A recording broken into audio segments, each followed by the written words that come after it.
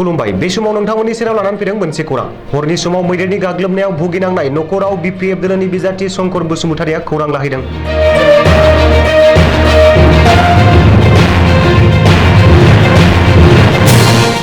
थांनाय हरनि समाव कक्लाबारि बियाबनि सिङाव थानाय कक्लाबारि फार्मनि साखाथियाव थानाय नबदिहिरा 5 नं बालाबारि गामियाव महेश्वर दैमारिनि नखराव हाग्रानि मासे मैदेरा फैनानै इन्जुर बोदलामनानै दुलिनि माइखौ लानानै जाहैदोंमोन।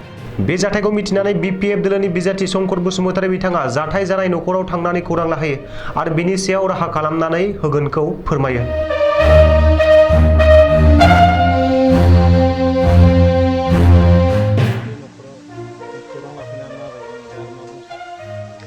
आङो नायबाय जाथाया नंगौ हरनि 10 रिंगासोआव मासे मैदेर फैनानै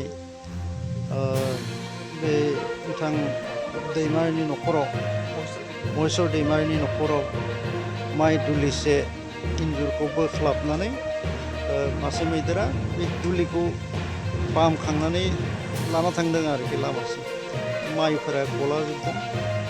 बेनिफ्राय दुलिया दा गेग्रेबना दङ बेवहाय माइ साइ जेबो गैलिया माखासेखौ बिथाङा जादोंबो ओमफ्राय गोग्लैना थानायफोरखौ नखरा एसे खनथुमना लाबोनानै दा लामनो नाजादों।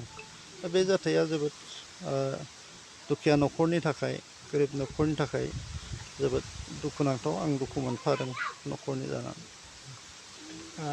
बिथांमोननि अनसुंथाइनि थाखाय माबाफोर राहा खालामनो हागोन नामा?